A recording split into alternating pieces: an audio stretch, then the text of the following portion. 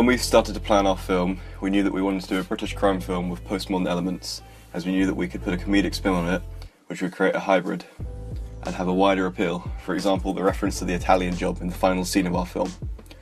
The films we researched and initially took inspiration from were Bullet Boy, for its gritty themes such as rivalry and revenge, and Guy Ritchie's films for the dark comedy he adds to them, crime film settings, and typical characters such as a crime boss. After coming up with our storyline, conforming to a 3-act structure, we produced a basic storyboard which we eventually updated to include all of the shots in our film, and started to plan the locations we would use. The locations we initially came up with were Joe's house for the indoor shots, the lanes, as we thought the alleyways would be a perfect urban environment for the shot, a street in Bevendine, as its generic brick buildings looked like it could be anywhere in the country, and a hallway in the big box storage, as we thought it would look ideal to replicate a prison hallway.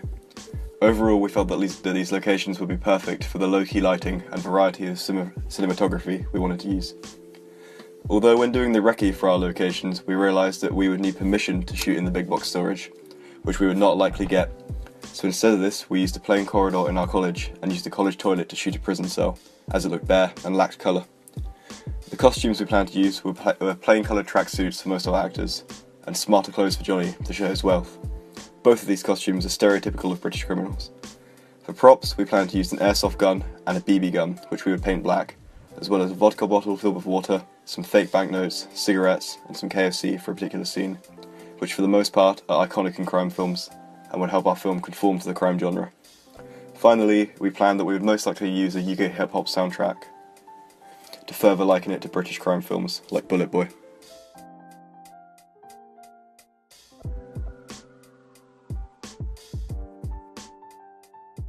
During the construction of our trailer, we decided that we wanted to pay homage to the art styles, specifically the colour grading featured in Guy Ritchie's British crime films.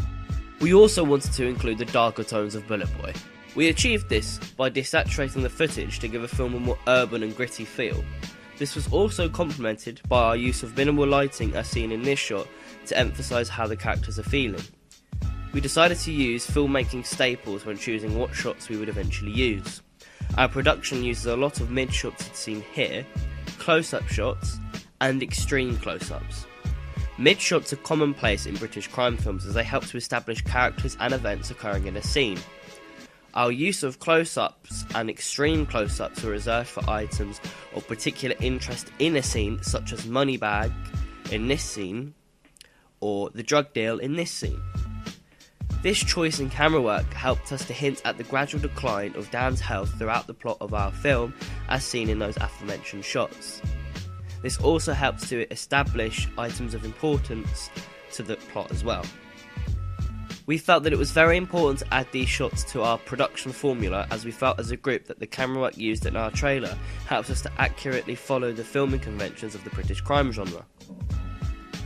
One of the more prevalent features of our film is the use of over-exaggerated sound effects such as gunshots, punches, and also the items of great importance in scenes such as this scene where we see somebody taking money from a bag to where we see the characters Dan, Johnny and Jordan slamming their shot glasses on the table. This particular use of exaggerated sound helps us to show how much they've already had to drink and it affects on their physical presence in the scene. We feel that these elements in our film helps us to push further the traditional conventions of the British crime genre.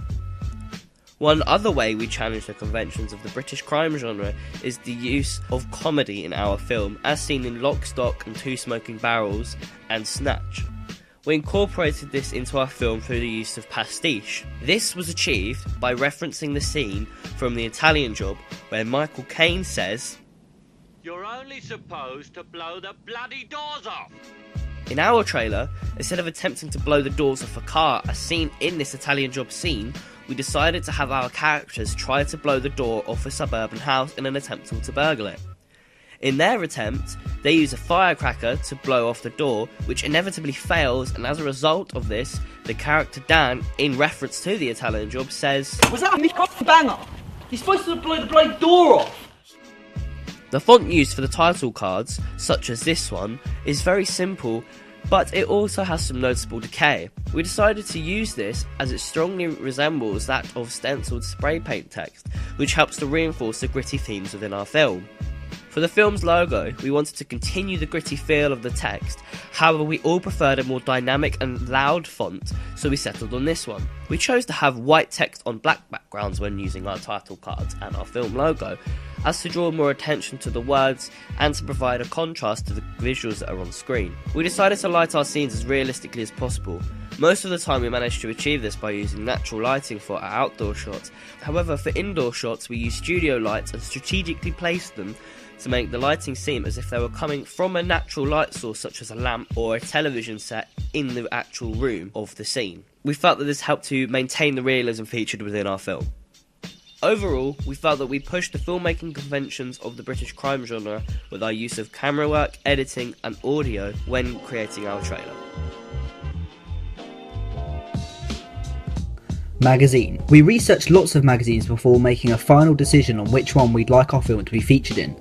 Because our film is an independent film, as a group we felt that a magazine like Sight and Sound would better suit our product as opposed to magazines like Empire or Total Film, which are known for featuring big Hollywood films. We then decided that our film should be an actor profile as opposed to a character feature, as Sight and Sound more often has actor and director interviews rather than character images and reviews. Because of this, we chose to do our photo shoot in a light-hearted manner with images of the actors enjoying themselves rather than sinister character pictures. However, the way we lit the shot still gives it an edgy British crime feeling. When Brandon was making the magazine cover, we made sure that we took all the typical conventions of a Sight and Sound cover, such as a masthead and taglines, to make a realistic looking cover. Posters. When constructing our posters, we looked at posters from Bullet Boy, a film we took a lot of inspiration from, and the newest Star Wars poster to gain some inspiration.